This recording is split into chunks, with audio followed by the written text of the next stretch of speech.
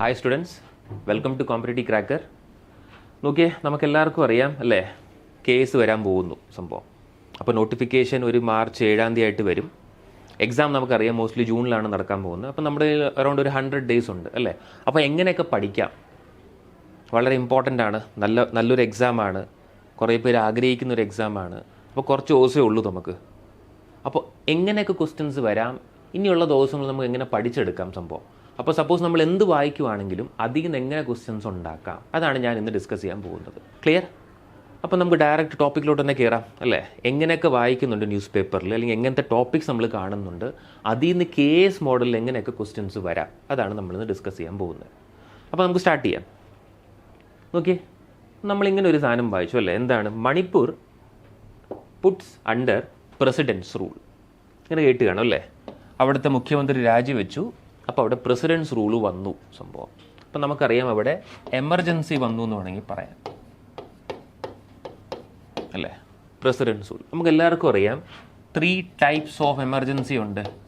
ഒന്നെങ്കിൽ national emergency, article 352, അല്ലെങ്കിലോ state emergency, article 356, അല്ലെങ്കിലോ ഫിനാൻഷ്യൽ എമർജൻസി, ആർട്ടിക്കിൾ 360. അപ്പോൾ Manipur put under president's rule എന്ന് പറയുമ്പോൾ അത് മിക്കവാറും സ്റ്റേറ്റ് എമർജൻസി ആവാനാണ് ചാൻസ് ഉള്ളത്. ആർട്ടിക്കിൾ 356. ക്ലിയർ? എമർജൻസി പ്രൊവിഷൻസ് നമ്മൾ എവിടെ നിന്നാണ് കടമെടുത്തതെന്ന് വെച്ചാൽ അത് government of India act 1935. But suspension of fundamental rights during emergency. അപ്പോൾ ഫണ്ടമെൻ്റൽ റൈറ്റ്സ് സസ്പെൻഡ് ചെയ്യും ഡ്യൂറിങ് എമർജൻസി. അതെവിടെ നിന്നാണെന്ന് വെച്ചാൽ ഫ്രം ജർമ്മനി. ഇതൊക്കെ നമ്മൾ നോർമലായിട്ട് അല്ലെങ്കിൽ നമുക്ക് ഐഡിയാസ് ഉള്ള സംഭവങ്ങളാണ്. ഇതൊക്കെയാണല്ലോ ഇവിടുന്ന് ചോദിക്കുന്ന സംഭവം. അപ്പോൾ ന്യൂസ് പേപ്പറിൽ ഒരു സാധനം വായിച്ചു, Manipur put under president's rule. ഇനി നമുക്ക് ആലോചിക്കാം എങ്ങനെയൊക്കെ ക്വസ്റ്റ്യൻസ് വരാം, അല്ലെങ്കിൽ എങ്ങനെയൊക്കെ വരാൻ ചാൻസ് ഉണ്ട്. അപ്പോൾ അതിൻ്റെ ഒരു മോഡൽ ക്വസ്റ്റ്യൻ നമുക്കൊന്ന് നോക്കിയാലോ, ചോദിക്കാൻ ചാൻസ് ഉള്ളത് ഇതാ. Consider the following statements about precedence rule which are correct. ഈ പറഞ്ഞിരിക്കുന്ന സ്റ്റേറ്റ്മെൻറ്റ്സിൽ ഏതൊക്കെ സ്റ്റേറ്റ്മെൻറ്റ് കറക്റ്റാണ് റിഗാർഡിംഗ് പ്രസിഡൻസ് റൂൾ അല്ലെങ്കിൽ ആർട്ടിക്കിൾ 356. ഫസ്റ്റ് ആണ്, it can be imposed in a state if the governor reports that a situation has arisen in which the governance of a state cannot be carried out in accordance with the provisions of the constitution.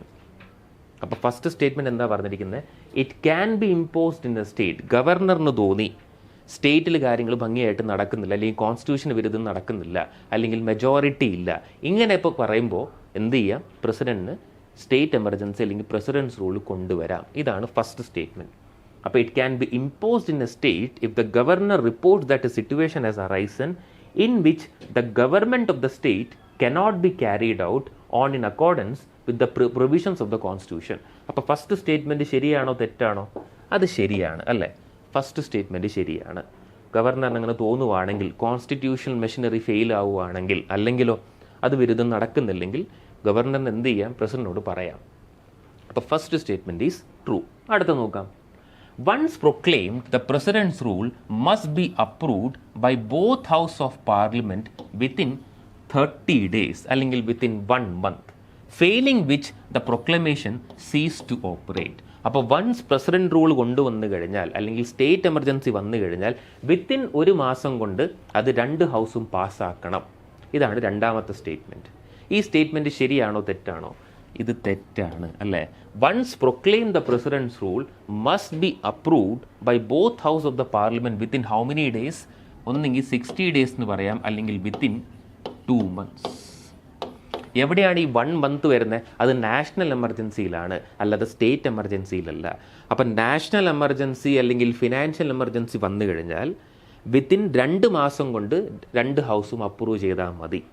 എവിടെയാണ് 1 month വരുന്നത്? അത് national എമർജൻസിയിലാണ്. State emergency and financial emergency within 2 months പാസ്സാക്കിയാൽ മതി. But ഇവിടെ എത്രയാണ് പറഞ്ഞിരിക്കുന്നത്? Within 30 days അല്ലെങ്കിൽ within 1 month. That is a reason why രണ്ടാമത്തെ സ്റ്റേറ്റ്മെൻറ്റ് തെറ്റാണ്. കിട്ടുന്നുണ്ടോ ഞാൻ ഈ പറയുന്ന കാര്യങ്ങളൊക്കെ? അടുത്ത് നോക്കിയേ. The SR Bommai versus union of India case restricts the arbitrary dismissal of state government under article 356. പണ്ടൊക്കെ ഏതാണോ എന്താ പറയുക സെൻട്രൽ ഗവൺമെൻറ് പാർട്ടി വേറെ ഏതെങ്കിലും പാർട്ടിയുടെ ഗവൺമെൻറ് ഭരിക്കുമ്പോൾ ഇവരുടെ അടുത്ത് കളയുമായിരുന്നു, അല്ലെങ്കിൽ അവിടെ പ്രസിഡൻസ് റൂൾ കൊണ്ടുവരുമായിരുന്നു. അപ്പോൾ ഒരു കേസ് വന്നു, അതാണ് SR Bommai versus union of India case. അതിൽ കോടതി എന്താ പറഞ്ഞത്, വെറുതെ ഒരു സ്റ്റേറ്റ് ഗവൺമെൻറ് എടുത്ത് കളയാൻ പറ്റത്തില്ല. അപ്പോൾ റീഡ് ദിസ് ക്വസ്റ്റ്യൻ അല്ലെങ്കിൽ read this statement. The SR Bommai versus union of India case restrict the arbitrary dismissal of state government under article 356. ഇനി തോന്നിയ പോലെയൊന്നും സെൻട്രൽ ഗവൺമെൻറ്റിന് സ്റ്റേറ്റ് ഗവൺമെൻറ്റിനെ പ്രസിഡൻസ് റൂളിനകത്ത് കൊണ്ടുവരാൻ പറ്റത്തില്ല. അതാണ് ഉദ്ദേശിക്കുന്നത്. അപ്പോൾ മൂന്നാമത്തെ സ്റ്റേറ്റ്മെൻറ്റ് ശരിയാണോ തെറ്റാണോ? അത് ശരിയാണ്. The SR Bommai versus union of India case restrict the arbitrary dismissal of state governor's under article 356. അപ്പോൾ സീ ദ ക്വസ്റ്റ്യൻസ് കണ്ടോ. സപ്പോസ് ഞാൻ വായിച്ച ക്വസ്റ്റ്യൻ എന്താ, Manipur is under president's rule. അപ്പം ഞാൻ അതിൻ്റെ സൈഡിലുള്ള എല്ലാ ക്വസ്റ്റ്യൻസും നോക്കും. ആദ്യം കുറച്ച് ഈസി ക്വസ്റ്റ്യൻസ് കിട്ടും, പിന്നെ കുറച്ച് ട്രിക്കി ക്വസ്റ്റ്യൻസ് കിട്ടും, പിന്നെ കുറച്ച് ടഫ് ക്വസ്റ്റ്യൻസും കിട്ടാം. Because I M preparing for which exam? KS model type of exams. എല്ലാം സ്റ്റേറ്റ്മെൻ്റ് ആണ് വരാൻ ചാൻസ് ഉള്ളത് അല്ലേ. അപ്പോൾ what ever you are reading, ഒരു എന്ത് ടോപ്പിക്ക് കിട്ടുവാണെങ്കിലും അതിൻ്റെ കുറേ ക്വസ്റ്റ്യൻസ് നോക്കണം. അത് സ്റ്റേറ്റ്മെൻ്റ് ആയിട്ട് മനസ്സിലാക്കണം. അതിൻ്റെ എയിം എന്താ, ഒബ്ജക്റ്റീവ് എന്താ, അതിൻ്റെ സൈഡിൽ വല്ലതും വേറെ ക്വസ്റ്റ്യൻസ് വരാൻ ചാൻസ് ഉണ്ടോ, ഇങ്ങനെയാണ് നിങ്ങൾ പഠിക്കേണ്ടത്. അപ്പോൾ ഇതിൽ നോക്കി എന്താ വരേണ്ടത്? രണ്ടാമത്തെ സ്റ്റേറ്റ്മെൻറ്റ് തെറ്റാണ്, 1ഉം 3ഉം ശരിയാണ് അല്ലേ. അങ്ങനെ വല്ലതും ഉണ്ടോ? ഉണ്ട്. ആൻസർ C ആണ് വരേണ്ടത്. അപ്പോൾ answer is 1 and 3 only is the right answer. Clear? അപ്പോൾ ഒരു ടോപ്പിക്ക് കിട്ടി, ഞാൻ അവിടെ നിന്ന് കുറച്ച് ക്വസ്റ്റ്യൻസ് ഉണ്ടാക്കി. ഇതുപോലെ ഇനിയും ക്വസ്റ്റ്യൻസ് വരാം. ക്ലിയർ? അതും നമ്മൾ ഉണ്ടാക്കണം. എന്നിട്ട് വേണം കുറേ കൂടി ഡെപ്ത് ആയിട്ട് പഠിക്കാൻ. ക്ലിയർ അല്ലേ? അപ്പോൾ ഈ ടോപ്പിക്ക് തന്നെ എന്താണ് വേണമെങ്കിൽ പറയാം, പോളിറ്റി ആയിട്ട് പറയാം. ക്ലിയർ? അടുത്ത ന്യൂസ് പേപ്പറിൽ ഞാൻ ഇങ്ങനെ ഒരു സാധനം വായിച്ചു. നോക്കി, റുപ്പി ഫോൾസ് 8 പൈസ ടു ക്ലോസ് അറ്റ് 86.96 അഗെയിൻസ്റ്റ് $. അപ്പോൾ പിന്നെയും റുപ്പി കുറഞ്ഞു ഡോളർ അനുസരിച്ച് അല്ലേ, ഡോളറിൻ്റെ വില കൂടി. അപ്പോൾ അപ്രിസിയേഷൻ ആണോ ഡിപ്രിസിയേഷൻ ആണോ? ഒന്ന് ആലോചിച്ച് നോക്കി. എൻ്റെ റുപ്പിയുടെ വില കുറഞ്ഞു എന്ന് പറയുമ്പോൾ ഡിപ്രിസിയേഷൻ ആയിരിക്കും. അപ്രിസിയേഷൻ എന്തായിരിക്കും? റുപ്പിയുടെ വാല്യൂ കൂടി കമ്പയർഡ് ടു $. അപ്പോൾ ഇത് സംതിങ് റിഗാർഡിങ് എക്കണോമിക്സ് ആണ്. ബട്ട് ഇത് ഇങ്ങനെയാണോ എക്സാമിൽ ചോദിക്കുന്നത്? അല്ല. അവർ ചോദിക്കാൻ പോകുന്നത് എങ്ങനെയായിരിക്കും? ഇങ്ങനെ ചോദിക്കാം. Consider the statements regarding currency depreciation. Depreciation means what? എൻ്റെ കറൻസിയുടെ വാല്യൂ കുറഞ്ഞു വരുന്നു compared to other currency. Clear? Appreciation എന്തായിരിക്കും? എൻ്റെ ഓപ്പോസിറ്റ് ആയിരിക്കും. എൻ്റെ കറൻസിയുടെ വാല്യൂ കൂടി വരുന്നു കമ്പയർഡ് ടു അതർ കറൻസി. അപ്പോൾ read the statement properly. Consider the statements regarding currency depreciation. It is a fall in the value of a currency in a floating exchange rate system. ഇതാണ് first statement. അപ്പോൾ first നോക്കി, it is a fall in the value of a currency in a floating exchange rate. ആ statement ശരിയാണോ തെറ്റാണോ? Depreciation അല്ലേ. അപ്പോൾ ഈ statement ശരിയാണ് അല്ലേ, ദാറ്റ് ഈസ് ട്രൂ. അടുത്ത, economic fundamentals, political instability or risk aversion can cause currency depreciation. എന്തൊക്കെ കാരണം കൊണ്ട് കറൻസി ഡിപ്രിസിയേഷൻ വരാം? Economic fundamentals, political instability or risk aversion can cause currency depreciation. അപ്പോൾ രണ്ടാമത്തെ സ്റ്റേറ്റ്മെൻറ്റ് ശരിയാണോ തെറ്റാണോ? അതും ശരിയാണ് അല്ലേ. Economic fundamentals, political instability or risk aversion can cause currency depreciation. Clear? ഇനി വല്ലതും ഉണ്ടോ നോക്കാം. Currency depreciation encourages a country's export activity as its products and services become cheaper to buy. എന്ന് വെച്ചാൽ, സപ്പോസ് പണ്ട് ഒരു റുപ്പി അല്ലെങ്കിൽ ഒരു ഡോളർ വന്നിട്ട് 80 റുപ്പി ആയിരുന്നു എന്ന് വെച്ചോ. ക്ലിയർ അല്ലേ? ഇപ്പോൾ ഒരു ഡോളർ വന്നിട്ട് 85 റുപ്പിയായി സംഭവം. അപ്പോൾ ഡോളറിൻ്റെ വില കൂടി, എൻ്റെ കറൻസിയുടെ വാല്യൂ കുറഞ്ഞു എന്നല്ലേ പറയുന്ന സംഭവം. അപ്പോൾ അങ്ങനെ ഒന്ന് ആലോചിച്ച് നോക്കിയേ സംഭവം. അപ്പോൾ എൻ്റെ കറൻസിയുടെ വാല്യൂ കുറയുമ്പോൾ എക്സ്പോർട്ടാണോ കൂടുന്നത്, ഇമ്പോർട്ടാണോ നല്ലത്? ഞാൻ പുറത്ത് സാധനങ്ങൾ കുറേ കൂടെ വിൽക്കാൻ പറ്റും ചീപ്പർ റേറ്റിൽ, ബിക്കോസ് മൈ കറൻസിയുടെ വാല്യൂ കുറഞ്ഞു വരുവാണ് സംഭവം. അപ്പോൾ അത് റിലേറ്റഡ് ആയിരിക്കും. അപ്പോൾ currency depreciation encourages a country's export activity as it products and services become cheaper to buy. ആ സ്റ്റേറ്റ്മെൻറ്റ് ശരിയാണോ? അതും ശരിയാണ്. അപ്പോൾ which all above statements are correct? 1 and 2 only, 2 and 3 only, 1 and 3 only, അതോ 1, 2 and 3? എല്ലാ സ്റ്റേറ്റ്മെൻറ്റും ശരിയാണ്. കണ്ടോ? This is regarding currency depreciation. ആദ്യം എന്താണ് it is a fall in the value of a currency in a floating exchange rate. ആ statement ശരിയാണ്. അടുത്തതോ, economic fundamentals, political instability or risk aversion can cause currency depreciation. ആ statement ശരിയാണ്. ഇനി എൻ്റെ കറൻസിയുടെ വാല്യൂ കുറയുവാണ് അല്ലേ, അപ്പോൾ ഞാൻ എൻ്റെ സാധനം വിൽക്കുവാണെങ്കിൽ വില കുറവല്ലേ, ചീപ്പ് റേറ്റിൽ കിട്ടും സാധനം, അതാണ്. കുറേ കൂടെ സാധനം പോവുമായിരിക്കും, എക്സ്പോർട്ട് ആവുമായിരിക്കും. വില കൂടുമായിരുന്നെങ്കിൽ ചിലപ്പോൾ എന്തായേനെ, ഇമ്പോർട്ട് കുറേ കൂടെ നന്നായേനെ. ബട്ട് ഇവിടെ ഡിപ്രിസിയേഷനാണ് വരുന്നത്. അപ്പോൾ currency depreciation encourages a country's export activity as it products and services become cheaper to buy. Clear? From this topic നമ്മൾ എന്താ പഠിച്ചേ? കണ്ടോ, ഡിപ്രിസിയേഷനാണ് സംഭവം. എൻ്റെ കറൻസിയുടെ വാല്യൂ കുറയുന്നു, ഫോൾസ് 8 പൈസ ടു ക്ലോസ് എന്നൊക്കെ പറഞ്ഞിട്ട്. ക്ലിയർ? കിട്ടുന്നുണ്ടോ ഞാൻ ഈ പറയുന്നത്? അപ്പോൾ എന്ത് ടോപ്പിക്ക് കിട്ടിയാലും അവിടുന്ന് ക്വസ്റ്റ്യൻസ് ഉണ്ടാക്കണം. This is something regarding economics. Next നോക്കാം നമുക്ക്. ഇതാ, Gyanesh Kumar appointed as the new chief election commissioner. ഇങ്ങനെയാണ് നമ്മൾ കേട്ടത് അല്ലേ? Gyanesh Kumar appointed as the new chief election commissioner. അപ്പോൾ ആരെങ്കിലും റിട്ടയർ ആയി കാണും. റിട്ടയർ ആവുന്ന പ്രായം എത്രയായിരിക്കും? ഒന്നെങ്കിൽ 65 വയസ്സ് വരെ, അല്ലെങ്കിൽ 6 വർഷം വരെ, ഏതാണോ ആദ്യം വരുന്നത്, വിച്ച് എവർ ഈസ് ഏർലിയർ. ഇങ്ങനെയൊക്കെയാണ് നമ്മൾ പഠിക്കുന്ന സംഭവം. അപ്പോൾ സംതിങ് റിഗാർഡിംഗ് ഇലക്ഷൻ കമ്മീഷൻ, ഒരു സുപ്രീം കോർട്ടിൽ കേസ് കിടക്കുവാണ് സംഭവം. അപ്പോൾ അത് കറണ്ട് ന്യൂസാണ്. അവിടെ നിന്ന് എങ്ങനെയൊക്കെ ക്വസ്റ്റ്യൻ വരാം നമുക്കറിയത്തില്ല. നമുക്കൊന്ന് നോക്കാം what type of questions they might ask from this topic. അപ്പോൾ see the note, Gyanesh Kumar appointed as the new chief election commissioner നമ്മൾ വായിച്ചത്. നമുക്കിനി ക്വസ്റ്റ്യനിലോട്ട് പോവാം. Consider the following statements regarding appointment of election commission of India.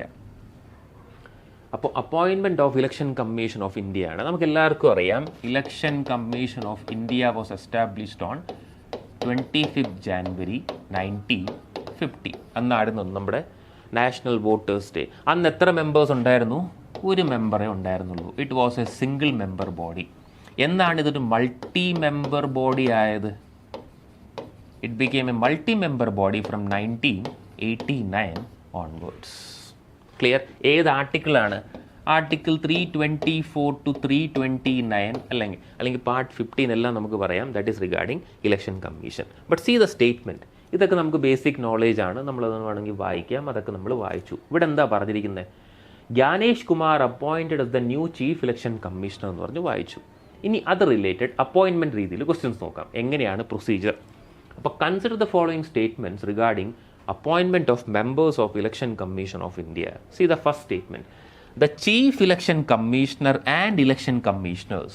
അപ്പോൾ the Chief Election Commissioner and Election Commissioners are appointed by President of India. അതുവരെ statement ശരിയാണോ? ശരിയാണ്. On the recommendation of a 3-member committee, 3-member selection committee. അത് ശരിയാണോ? അപ്പോൾ who is appointing Election Commission and Chief Election Commissioners? President ആണ്. On the recommendation of a 3-member committee, ഒരു 3-അംഗ committee ഈ ലിസ്റ്റിൽ നിന്ന് പേരെടുത്ത് കൊടുക്കും. ആ പേരെടുത്ത് പ്രസിഡന്റ് അപ്പോയിൻറ്റ് ചെയ്യും. അതാണ് ഫസ്റ്റ് സ്റ്റേറ്റ്മെൻറ്റ്. അപ്പോൾ the chief election commissioner and election commissioners are appointed by the president of India on the recommendation of a 3-member selection committee. ശരിയാണോ തെറ്റാണോ? ഇത് ശരിയാണ്. അപ്പോൾ ഫസ്റ്റ് സ്റ്റേറ്റ്മെൻറ്റ് ഈസ് ട്രൂ. അടുത്തത്, the selection committee consist of the prime minister, leader of opposition Lok Sabha and the chief justice of India. അപ്പോൾ ആ കമ്മിറ്റിയിൽ ആരൊക്കെ ഉണ്ടെന്നാണ് പറഞ്ഞിരിക്കുന്നത്? പ്രൈം മിനിസ്റ്റർ ഉണ്ട്, leader of opposition ലോക്സഭയുണ്ട്, chief justice of India ഉണ്ട്. ഈ സ്റ്റേറ്റ്മെൻറ്റ് ശരിയാണോ? ഇത് തെറ്റാണ്. ഈ കമ്മിറ്റിയിൽ ആരൊക്കെയുണ്ട്? Prime minister is there, leader of opposition Lok Sabha, അതാണ് രാഹുൽ ഗാന്ധി, പിന്നെ ഒരു ക്യാബിനറ്റ് മിനിസ്റ്റർ ഉണ്ട്. ക്യാബിനറ്റ് മിനിസ്റ്റർ നോമിനേറ്റഡ് ബൈ ആരാണ്? Prime minister. അപ്പോൾ ശരിക്കും പറഞ്ഞാൽ ഇപ്പോൾ ജ്ഞാനേഷ് കുമാറിനെ അപ്പോയിൻറ്റ് ചെയ്തപ്പോൾ ആരൊക്കെ ഉണ്ടായിരുന്നു ആ 3-അംഗ കമ്മിറ്റിയിൽ? Prime minister, leader of opposition Lok Sabha that is Rahul Gandhi, പിന്നെ ക്യാബിനറ്റ് മിനിസ്റ്ററായിട്ട് അമിത് ഷാ ഉണ്ടായിരുന്നു. അപ്പോൾ ഇവിടെ എന്താ പറഞ്ഞിരിക്കുന്നത്? ചീഫ് ജസ്റ്റിസ് ഓഫ് ഇന്ത്യ എന്നല്ലേ? അതുകൊണ്ടാണ് ഈ സ്റ്റേറ്റ്മെൻറ്റ് തെറ്റായത്. ഫസ്റ്റ് ശരിയാണ്, 3-അംഗ കമ്മിറ്റിയാണ്. ബട്ട് ആ 3 അംഗത്തിൽ ആരൊക്കെയുണ്ട്? Prime minister, leader of opposition Lok Sabha and a cabinet minister nominated by prime minister that is ഇപ്പോൾ Amit Shah. That is the reason why second statement is false. Clear? അടുത്ത നോക്കാം. A search committee headed by cabinet secretary suggest 10 names to the selection committee. ഈ selection കമ്മിറ്റിയുടെ ഇടയ്ക്ക് ഒരു search committee എന്ത് ചെയ്യും? 10 പേരുടെ ലിസ്റ്റ് കൊടുക്കുമെന്നാണ് പറഞ്ഞിരിക്കുന്നത്. മൂന്നാമത്തെ സ്റ്റേറ്റ്മെൻറ്റ് ശരിയാണോ? അതും തെറ്റാണ്. ഒരു സെർച്ച് കമ്മിറ്റി എത്ര പേരുടെ പേരാണ് കൊടുക്കുന്നതെന്ന് വെച്ചാൽ അറൗണ്ട് ഒരു 5 names ആയിരിക്കും കൊടുക്കുന്നത്. ക്ലിയർ? അറൗണ്ട് ഒരു 5 names. അപ്പോൾ മൂന്നാമത്തെ സ്റ്റേറ്റ്മെൻറ്റും തെറ്റാണ്. അപ്പോൾ which all above statements are true എന്നാണ് ചോദിച്ചിരിക്കുന്നത്. ഇത് വെച്ച് നോക്കുമ്പോൾ ഏതൊക്കെ സ്റ്റേറ്റ്മെൻറ്റാണ് ട്രൂ? ഫണ്ട് ശരിയാണ്, 2ഉം 3ഉം തെറ്റാണ്. അപ്പോൾ ആൻസർ ഈസ് 1 only. ഇന്ന് നോക്കണേ, ഇവിടെ നോട്ട് ട്രൂ ആണോ ട്രൂ ആണോ എന്നൊക്കെ ചോദിക്കാം. ഇനി എന്തുകൊണ്ടാണ് സുപ്രീം കോർട്ടിൽ കിടക്കുന്നത്? പണ്ടൊരു വിധി വന്നായിരുന്നു സുപ്രീം കോർട്ടിൽ, അല്ലേ? എന്തായിരുന്നു വിധി? പ്രസിഡന്റ് അപ്പോയിന്റ് ചെയ്യും, ബട്ട് ആ സെലക്ഷൻ കമ്മിറ്റിയിൽ ആരൊക്കെ കാണും? Prime minister, leader of opposition, then chief justice of India. But ഇത് മാറ്റി. ചീഫ് ജസ്റ്റിസ് ഓഫ് ഇന്ത്യ മാറ്റിയിട്ട് എന്ത് കൊണ്ടുവന്നു? ക്യാബിനറ്റ് മിനിസ്റ്റർ കൊണ്ടുവന്നു. അതുകൊണ്ടാണ് രണ്ടാമത്തെ സ്റ്റേറ്റ്മെൻറ്റ് തെറ്റായിരിക്കുന്നത്. ക്ലിയർ? എന്നിട്ട് ആ നിയമത്തിൽ എടുത്തു പറഞ്ഞായിരുന്നു, പുതിയ നിയമം വരുന്നവരെ ചീഫ് ജസ്റ്റിസ് കാണുമെന്ന്. പുതിയ നിയമം കൊണ്ടുവന്നു പാർലമെൻറ്റ് അല്ലെങ്കിൽ ഗവൺമെൻറ്. അങ്ങനെ ചീഫ് ജസ്റ്റിസ് ഓഫ് ഇന്ത്യ മാറ്റിയിട്ട് അവിടെ എന്ത് കൊണ്ടുവന്നു? ക്യാബിനറ്റ് മിനിസ്റ്റർ കൊണ്ടുവന്നു. That is a reason why രണ്ടാമത്തെ സ്റ്റേറ്റ്മെൻറ്റ് ഇപ്പോൾ തെറ്റാണ്. ഓർത്ത് വെച്ചോണേ, ഇതൊക്കെയായിരിക്കും എക്സാമിൽ ചോദിക്കുന്നത്. അപ്പോൾ 3 അംഗ കമ്മിറ്റി ഉണ്ട്. 3 അംഗ കമ്മിറ്റിയിൽ ആരൊക്കെയുണ്ട്? Prime minister, leader of opposition Lok Sabha and a cabinet minister nominated by prime minister. ഇനി ആ സെർച്ച് കമ്മിറ്റി എത്ര പേരായിരിക്കും കൊടുക്കുന്നത്? എത്ര പേരുടെ ലിസ്റ്റ് ആയിരിക്കും? മോസ്റ്റ്ലി 5 ആയിരിക്കും കൊടുക്കുന്നത്. അതുകൊണ്ടാണ് മൂന്നാമത്തെ സ്റ്റേറ്റ്മെൻറ്റ് തെറ്റായത്. ഇനി നാളെ നമുക്ക് അറിയത്തില്ല, സുപ്രീം കോടതിയിൽ വിധി നടക്കുന്നുണ്ട്, എന്ത് വരും judgement we don't know. But according to news paper എന്ത് കിട്ടിയാലും നമ്മൾ എന്ത് ചെയ്തു? അത് വായിച്ചു, ക്വസ്റ്റ്യൻസ് ഉണ്ടാക്കി. അതാണിത്. ഇങ്ങനെ കിട്ടത്തുള്ളൂ നമുക്ക്. പേരാരും ചോദിക്കാൻ പോകുന്നില്ല, ബട്ട് ക്വസ്റ്റ്യൻസ് ആയിട്ട് ചോദിക്കാം. കേസിൽ അങ്ങനെ ക്വസ്റ്റ്യൻസ് ചോദിക്കാനേ ചാൻസ് ഉള്ളൂ. കുറേ കൂടെ ഡെപ്ത് ആയിട്ട് ചോദിക്കാം. ക്ലിയർ? അപ്പോൾ ഇതിൻ്റെ ആൻസർ എന്താ വരണ്ടേ? ആൻസർ 3ൻ്റെ 1 only should be the right answer. Answer is 1 only is the right answer. Clear? അപ്പോൾ search committee headed by cabinet, ഇതും തെറ്റാണ്. Answer is 1 only is the right answer. Clear ആവുന്നുണ്ടല്ലോ അല്ലേ ഞാൻ ഈ പറയുന്ന കാര്യങ്ങളൊക്കെ? Whatever you are reading, make sure അതിൽ നിന്ന് ക്വസ്റ്റ്യൻസ് ഉണ്ടാക്കണം. അതും കുറച്ച് ട്രിക്കി, കുറച്ച് ഹാർഡ് ക്വസ്റ്റ്യൻസ് വേണം ഉണ്ടാക്കാൻ. ഇതിൽ ഇനിയും ക്വസ്റ്റ്യൻസ് കിട്ടാൻ നമുക്ക്. ക്ലിയർ? ആ രീതിയിൽ നോക്കാം. നെക്സ്റ്റ് സാഗർ ഐലൻഡ് എന്നൊക്കെ പറയും. റീസെൻ്റ്ലി നമ്മൾ കേട്ടായിരുന്നു. ഒരു ഐലൻഡാണ്. അപ്പോൾ സ്റ്റേറ്റ്മെൻറ്റ് നോക്കാം. Consider the statements regarding Sagar island are correct. It is a large island in the Brahmaputra delta located in the state of Assam. ഇതാണ് ഫസ്റ്റ് സ്റ്റേറ്റ്മെൻറ്റ്. നമ്മൾ കുംഭമേള എന്നൊക്കെ പറഞ്ഞ് കേട്ടല്ലോ, അതുപോലൊരു ഐലൻഡാണ് Sagar island. It is a large island in the Brahmaputra delta located in the state of Assam. അത് തെറ്റാണ്. It is a large island in the Ganga river. എവിടെയാണ്? ആസാമിലല്ല, that is in west Bengal. അതാണ് ഫസ്റ്റ് സ്റ്റേറ്റ്മെൻറ്റ്. കണ്ടോ? That is the reason why this is false. അപ്പോൾ it is a large island in the Brahmaputra ഡെൽറ്റയാണോ? അല്ല. It is in Ganga, state ആസാമാണോ? അല്ല, west Bengal. It has a significant pilgrimage site for Hindus. അത് ശരിയാണ്. സാഗർ മേള അല്ലെങ്കിൽ സാഗർ ഐലൻഡിൽ ഒരു ഫെസ്റ്റിവൽ നടക്കാറുണ്ട്. That is a significant pilgrimage site for Hindus. അത് ശരിയാണ്. അപ്പോൾ something regarding anything regarding art and culture, if you are reading something, questions നോക്കണേ. അത് എവിടെയാണ്, എന്തിൻ്റെ ഇമ്പോർട്ടൻസ് ആണ്, അല്ലെങ്കിൽ എത്ര ഡേ ഫെസ്റ്റിവലാണ്, എങ്ങനെ വേണമെങ്കിലും ക്വസ്റ്റ്യൻസ് ആയിട്ട് ചോദിക്കാം. ക്ലിയർ? അപ്പോൾ ദിസ് ഈസ് ഇമ്പോർട്ടൻറ്റ്. അപ്പോൾ ഇത് വെച്ച് നോക്കുമ്പോൾ ഫസ്റ്റ് സ്റ്റേറ്റ്മെൻറ്റ് തെറ്റാണ്, രണ്ടാമത്തെ സ്റ്റേറ്റ്മെൻറ്റ് ശരിയാണ്. അപ്പോൾ ആൻസർ എന്താ വരണ്ടേ? Answer is B, 2 only is the right answer. Answer is B, 2 only is the right answer. Clear? See the questions. എന്ത് വായിക്കുമ്പോഴും നമ്മൾ കൊണ്ടോ ക്വസ്റ്റ്യൻസ് ഉണ്ടാക്കുന്നത്. ഇനി നമുക്ക് ഒരെണ്ണം കൂടെ നോക്കാം. Makhana board to be established in Bihar. Something economics and budget plus എന്തോ ക്രോപ്പുമായിട്ട് പറയാം, അല്ലേ? ബജറ്റ് ആവാം, കറണ്ട് അഫയേഴ്സ് ആവാം, ക്രോപ്പുമായിട്ട് പറയാം. ഇത് നമ്മൾ എന്താ പറയുക, ബജറ്റിൽ നിർമ്മല സീതാരാമൻ ഇതിനെപ്പറ്റി എന്തോ സംസാരിച്ചു. അപ്പോൾ makhana board to be established in Bihar. അപ്പോൾ അത് റിലേറ്റഡ് എന്തെങ്കിലും ചോദ്യം ഉണ്ടോ? നമുക്കൊന്ന് നോക്കാം. Consider the following statements about makhna. It is a type of aquatic seed primarily cultivated in the wetlands of the Mithila region of Bihar. See the first statement. It is a type of aquatic seed primarily cultivated in the wetlands of the Mithila region of Bihar. ഇങ്ങനെയൊക്കെയല്ലേ ചോദ്യം ചോദിക്കത്തുള്ളൂ. Makhna board അങ്ങനെ ചോദിക്കത്തില്ല. അപ്പോൾ first statement ശരിയാണോ തെറ്റാണോ? ഇത് ശരിയാണ്. It is a type of aquatic seed primarily cultivated in the wetlands of the Mithila region of Bihar. That is true. അടുത്ത നോക്കാം.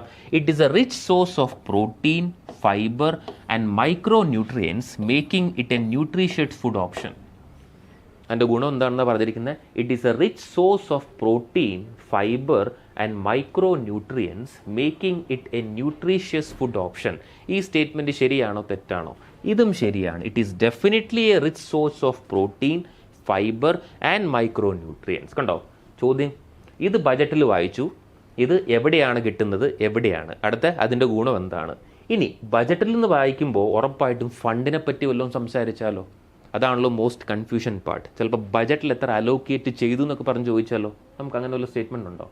The union budget 2025-26 has allocated 100 crore അല്ലെങ്കിൽ 1 billion rupees to establish a Makhna board in Bihar aimed at promoting Makhna products. അപ്പോൾ മൂന്നാമത്തെ statement നോക്കിയേ.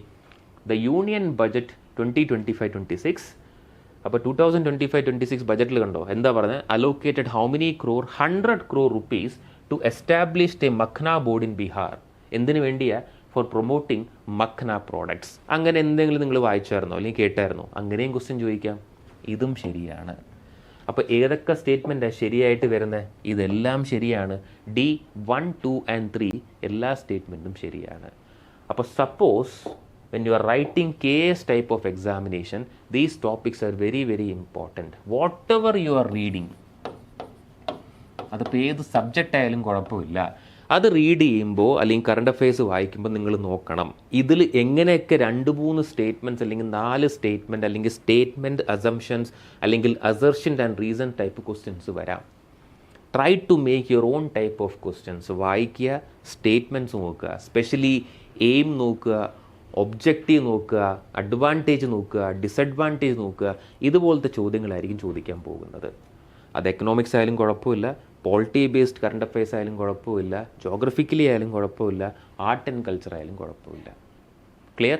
അപ്പോൾ ഇന്നോട്ട് നിങ്ങൾ വായിക്കുമ്പോൾ ക്വസ്റ്റ്യൻ പേപ്പർ അല്ലെങ്കിൽ ന്യൂസ് പേപ്പർ എന്തായാലും see the type of questions, എങ്ങനെയൊക്കെ ക്വസ്റ്റ്യൻസ് വരാം. ഇതുപോലെ തന്നെയായിരിക്കും ഡിഗ്രി ലെവലിൻ്റെ പ്രിലിംസിലും മെയിൻസിലും ചോദിക്കാൻ പോകുന്നത്. ബട്ട് കേസ് ആകുമ്പോൾ കുറച്ചും കൂടെ എന്താ പറയുക, ഡെപ്ത് കൂടും, കുറച്ചും കൂടെ ടഫ്നെസ് കൂടും. ക്ലിയർ? അപ്പോൾ ഇതിൻ്റെ ആൻസർ എന്താ വരണ്ടേ? ആൻസർ 1, 2 and 3 എല്ലാം വരാം. ക്ലിയർ?